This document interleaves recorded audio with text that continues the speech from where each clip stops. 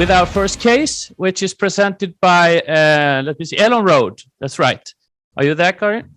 Absolutely. I can see both me and Johanna. Oh, fantastic. And what about your company, Johanna? Are you there as well? Yeah, I see you actually there. Yes, I'm here. Excellent. And the others, maybe you can, if you have a videos on, you can turn them off. But I'll just give it, this is like a normal Libers or something like that. So just take it away, Karin, and enjoy us a lot. Thank you so much, Magnus. And it wouldn't be a proper hybrid digital meeting if I didn't ask you, can you see my presentation? Yes. Perfect. So we'll try to do this simultaneously, having a digital presentation in pair, me and Johanna. I'm really happy to be that. But yeah, so we'll take it away. And the format is that we both will discuss our common project. First, I will give some background about us, and then Johanna will give some background about Bring, and then we will try to have this mutual discussion from different places. So I often say when I present ourselves from Elonroad that we are what we called electricity on road. So you could see our fantastic rails there on the picture at the Bring terminal in Trondheim. But quite often when I get the question of what is the biggest hurdle for what we do, it's not really the technology, even if we also define ourselves as a deep tech company, but it's really the human behavior. For the last 120-ish years, we have been used to driving around vehicles, and we have filled them with energy, gas or petrol in tanks, and when we ran out, we just refilled them. And we have built a whole ecosystem with gas stations to support that. And then now we need to phase out fossil fuels. And we have thought that electrification and batteries will be the solution. And we just copy the behavior. We take all the energy we think we need. And when we ran out, we recharge or refill. But we don't have to. We can charge while we are going. Today, the same way you stream music, we can stream energy, and that is what we want to create, and we think that could also solve a lot of problems, because if you can charge while you are driving, then you can really reduce battery sizes, because if you have access to charging, you don't have to worry or think about carrying on board all that energy, and you will also save quite a lot of space. Our solution is a universal solution. You can charge any kind of EV, everything from a small personal EV up to a long-haul truck. So we think we are a very inclusive infrastructure. And of course, if you have hardware, you also need to have software controlling it. So for our perspective, when you drive over a rail, the vehicle will send an encrypted radio signal which unlock power distribution in short segments of only 1 meter at a time. That means we know exactly the vehicle identity, amount of power it consumes, so we can easily send a bill afterwards.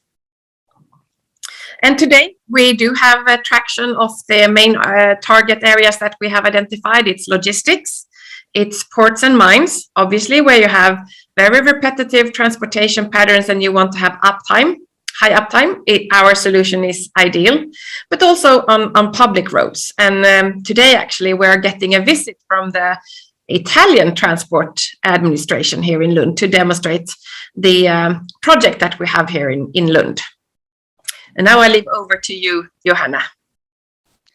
Thank you, and thank you for the invitation to be a part of this day. My name is Johanna. I work at Bring, which is a logistics company in the Nordics. It's actually a part of the Norwegian postal services. So Bring is the brand that is everything that is not postal services in Norway. And we have business in Norway, Sweden, Denmark, and Finland. Around 13,000 employees, 38 owned terminals. We deliver goods, parcels, home deliveries, bigger goods. We, of course, have postal services then in Norway. We have international freight. And then we have one part of the company is called Holdings and Ventures, and that's where Elonroad comes into the picture, because we've actually we started this Holdings and Ventures because we were interested in following and sort of contributing to innovative startups that were sort of in line with our business, so either in logistics or in sustainability.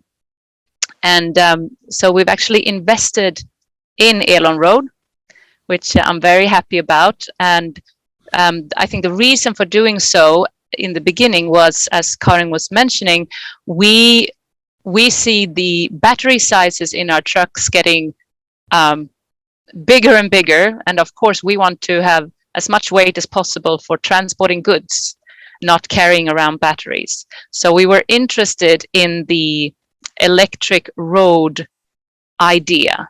And so we invested in Elonroad, and now we've learned so much from you guys, and we've also sort of found new ways of using your technology, which we'll probably get back to.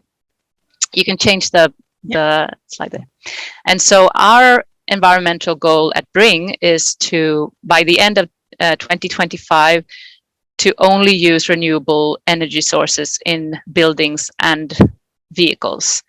And we are going there in different ways, either by using renewable diesel or a biogas. But now more and more we are turning to electricity. And my day-to-day job is actually working with that transition to electrifying our fleet.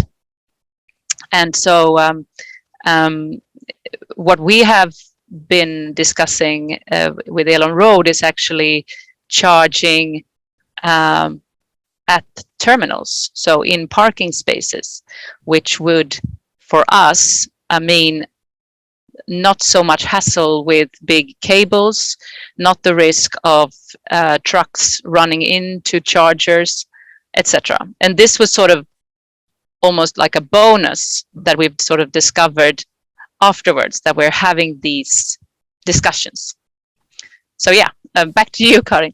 Yes, and that is what we discovered, and I'm really happy about having you both, I mean, on our cap table, but getting that interaction between quite heavy R&D company, but developing technology together with the customer, because we have gained so much valuable insight that we have been able to put into our design phase, but also understanding customer pain.